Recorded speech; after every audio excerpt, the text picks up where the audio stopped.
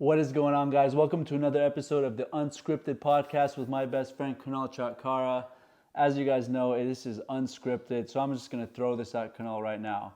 What should people take into consideration when it comes to multivitamins? Let's say we got Chris going to the vitamin store and the salesperson there says, "Hey Chris, I got this multivitamin. It's got everything you need in one pill." Or we got Sally that goes to Costco and she gets the one a day for women. What do you have to say about all that?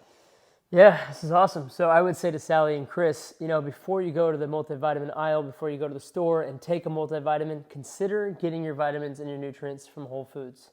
Why do I say this, Cameron? Because always Whole Foods are going to be more bioavailable, more nutrient dense, and your body will know what to do with it far better than if you're popping a multivitamin. And oftentimes these multivitamins aren't correctly dosed. Not just that, a lot of the things inside the multivitamins compete for absorption.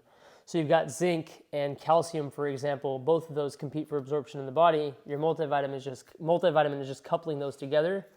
So you're not really getting the benefit you're looking for. So I just want to make a clarification here. He's not talking about Whole Foods, the grocery store. He's talking about Whole Foods. And I kind of got confused by that for a second. As you guys know, it's unscripted. We're full transparency here.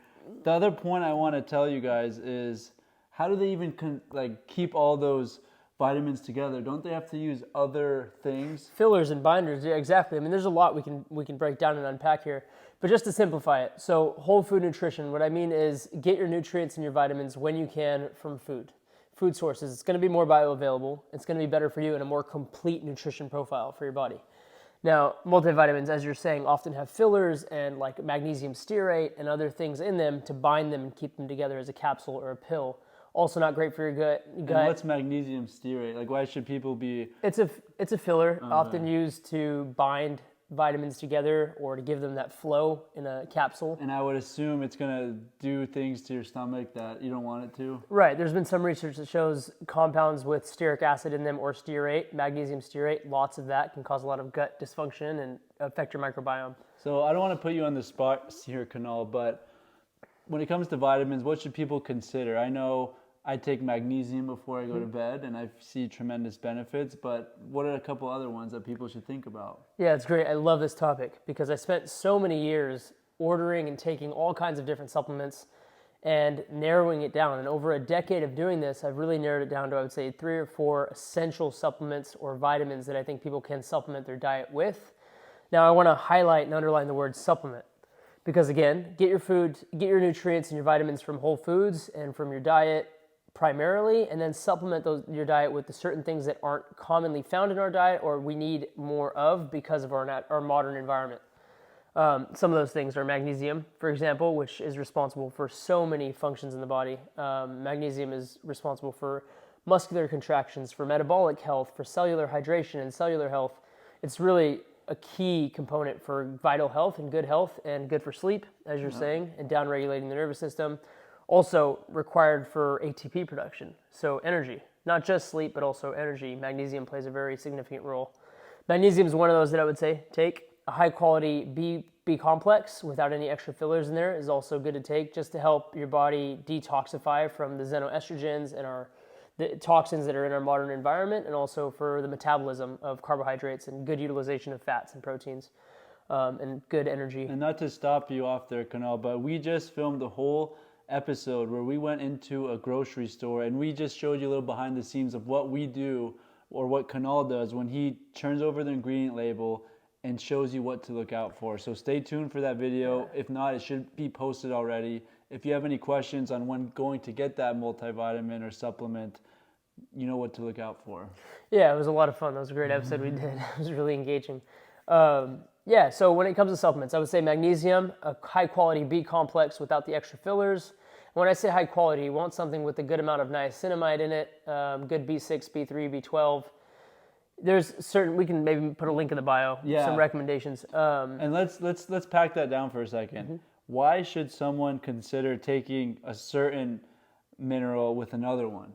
Is there somehow, do they help each other? Minerals, yeah. So B complex is different from magnesium. They can be synergistic. So oftentimes you'll see vitamin B6 added to some quality supplements because B6 can help with the absorption and kind of have like a synergistic effect with other vitamins. And there's the opposite too, right? If you take a certain mineral and it might take away from the absorption of the other one? I Right. don't know. I'm Yeah. asking. As I was mentioning earlier, so calcium and zinc kind of they compete for absorption. There are certain mineral compounds like that do have they compete for absorption in the body, but without overcomplicating it, I would say high quality magnesium, high quality B complex, a vitamin E supplement. And why do I recommend vitamin E? And you want a quality one here too, one that's based in olive oil or coconut oil, because of the overconsumption of certain oils like seed oils and polyunsaturated fatty acids really in our diet. And PUFAs, PUFAs, polyunsaturated fatty acids are found in nuts, they're found in eggs. A lot of foods that would normally be recommended to eat because they're healthy, like I eat eggs every day. Mm-hmm. However, overconsumption of these PUFAs can cause a lot of inflammation in the body and a lot of metabolic dysfunction. Mm-hmm. And that's where vitamin E comes in. It does a tremendous job at reversing any of that damage, and it's just overall a tremendous antioxidant. Those are some great recommendations. Thank you for sharing those. Of course. Any other notes you want to give on that topic? I feel like I could go forever. There's so much to One discuss. question I have is, let's say someone here is listening and they've never been exposed to the supplement world. If they want to get started, I know you just mentioned you've done a decade of research. How can they just even get a start or a jump start on learning a little bit? Let's say they liked your comment about vitamin E and they want to get a good one, and necessarily they don't want to pick the one in our link, but they want to do their own research. How can they even start to learn about vitamin E, for example, or magnesium, or etc.? Yeah, I mean, there's multiple routes that one can take on this. I think start slow, simplify it, and just take the next easiest step in your own direction. So I would say, like, look at the diet you're currently eating. Is it nutritious? Is it whole food based? Is it a diet that's going to complement your health and support your health? And where are the areas where you may benefit from a supplement like magnesium or B complex? And especially if you're a vegetarian, you're not eating a lot of meat or animal-based products, the B complex is highly critical. It's really only found in that form, in a bioavailable form, at the level that we need as humans in animal products. So let's say they go on Google and they type in vitamin E. Mm-hmm. What are some things that they should be aware of?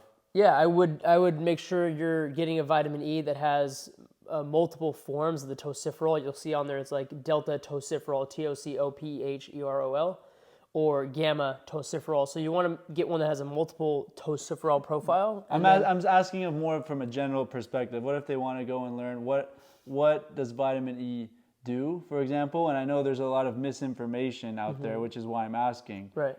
How can they look at these articles and say, okay, this one might be beneficial, this one might be pushing a narrative, I don't know. Yeah, NCBI is a good basic resource. Examine.com also does a pretty good breakdown of supplements, and it'll show you the research. It'll cite sources for studies that have been done clinically, if that answers the question. Yeah. Also, or when you're looking at vitamin E, one more thing I wanted to mention is oftentimes you'll find it, because it's a fat-soluble antioxidant, you'll find it in a carrier oil. Oftentimes that oil is sunflower oil, which it kind of defeats the purpose. It's counterintuitive here. It's going to cause more inflammation, if I'm not mistaken. Again, why you want to find a quality product and a quality supplement manufacturer. And I don't know if you want me to drop some links here or make some recommendations. Yeah, we can definitely drop some links. So Lifeblood is fantastic. Yeah. And Adam, the owner of Lifeblood, he's manufactured a vitamin E that is in an olive oil base, I believe. And then MitoLife also. Matt Blackburn has one that's in coconut oil or MCT oil, the medium chain triglyceride from coconut oil. And those are both great vitamin E products. They're affordable, ones that I take. I think you take also, Cameron. Yeah, I feel great from taking them, and thank you for the recommendations. I kind of wanted to shift the topic, since we are talking about minerals and supplements. What are the common problems today that you see about all the pre-workouts everyone is taking? Yeah, we can talk about pre-workout a bit. I think... for myself, I try to take as simple and natural as a route as possible. So if I want to provide myself with some stimulant for working out, for example, caffeine is great because it's been shown and proven to increase oxygen uptake, which is great for anaerobic and aerobic activity. And it helps, wipe out the adenosine so you feel awake and alert. You got good muscle contractions. A lot of people like caffeine. Oftentimes, you'll see pre-workouts that are loaded with 300, 400 milligrams of caffeine and then a bunch of other ingredients. Usually the stimulant effect is coming from the caffeine. So I say you're better off just having a cup of coffee, having an espresso, having some black tea, even a caffeine pill. I've done that with L-theanine. So I don't know if you know, are there certain ones, like for example, we used to take C4. Yeah. We don't take it anymore. Yeah. Why? full of filler ingredients. Again, it's got the artificial colors, the artificial flavorings. And that's all chemicals. Right, F, D, and C, blue and yellow. It's a lot of stuff to make the product look nice and shiny and maybe appealing to some, but it's really not going to do anything good for your body, and oftentimes it'll disrupt your gut biome and cause a lot of harm. So if you're listening to this and you're working out a lot, I guess my personal opinion is maybe reconsider taking your C4 or whatever supplement you're taking. Definitely. Make sure you look at the back, because I think long term it can contribute to a lot of gut issues down the line. Again, we're not medical doctors, but just looking at that ingredient list, it might be counterintuitive to take something that's disrupting your system so bad. Yeah, and I think this is why the rule of thumb, it seems like the foundation is check the ingredient label. Take a moment and look at what's inside the product you're consuming. Do a little bit of research. It goes a really long way. That's all I have on my mind right now. I'd like to open it to you. If you have anything you'd like to discuss or bring up, or it comes from the heart, if you'd like to take a deep breath and continue going unscripted. Yeah, I mean, I love the questions. Maybe we can take a moment, just pause and deep breath and see what's alive.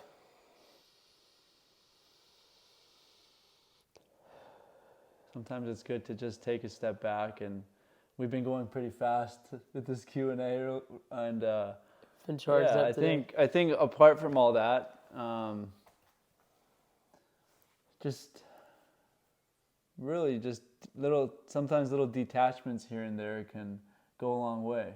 Oh, absolutely. I think, just taking a moment to step back, as you said, and debrief and do a little NSDR, non-sleep deep rest to reboot the system. When you're living that fast-paced lifestyle, it's like you want to get your vitamins in, you want to get a good workout, so you go to the store, what appears to be a healthy choice, and then you go and you grab a pre-workout, and then later down the line you might learn that, hey, this isn't good. Might be actually like hurting me more than I thought it was helping me. So yeah, and it's a journey of trial and error for all of us, I think. And I think just simplify, learn from others' mistakes, my own mistakes that I've made over years and years. I used to take like omega-3 fish oils and all kinds of multivitamins. I took all kinds of supplements, often supplements that weren't even common or recommended, just because I wanted to experiment and find out how they affected my body. And now it's really nutritive, holistic, simple. Eat a really balanced whole food diet, exercise 4 to 5 days a week, get outside, get fresh air, get sunlight, go for a walk, take those 2, 3, maybe 4 key supplements. Vitamin K2, that's another one I wanted to mention. yeah, I think vitamin K2 is a tremendously beneficial supplement that we can all benefit from, because our soil, especially in the West, is very depleted of vitamin K2, and it's where we would naturally and traditionally get the K2 from. We often aren't receiving that anymore because our diets have changed, but also our environment, and our soils have become very depleted from industrial agriculture. So vitamin K2, it's tremendous. It's really beneficial. It helps your body shuttle calcium. good for your teeth too, right? Yeah, great for your teeth and your bones and your arterial health. I've heard of anecdotal stories that it reverses cavities. Yeah, I've heard the same. Yeah, it can reverse cavities and help with injured bones, or help just prevent osteoporosis, osteopenia, things like that. Bone mineral density, and also arterial health, because if you have calcification or calcium building up in your arteries, it's vitamin K2's role primarily to take that calcium and put it where you want it in your bones. Yeah. You got all the recommendations here, guys. Again, we're not medical doctors, but this is what we found in our journey. We invite you guys to do your own research. Absolutely, yeah. Hope this helps. Use some of the recommendations that Kunal gave when it comes to research articles and ingredient labels. We thank you guys for joining us on today's podcast. Look forward to seeing you again soon. Let's do it.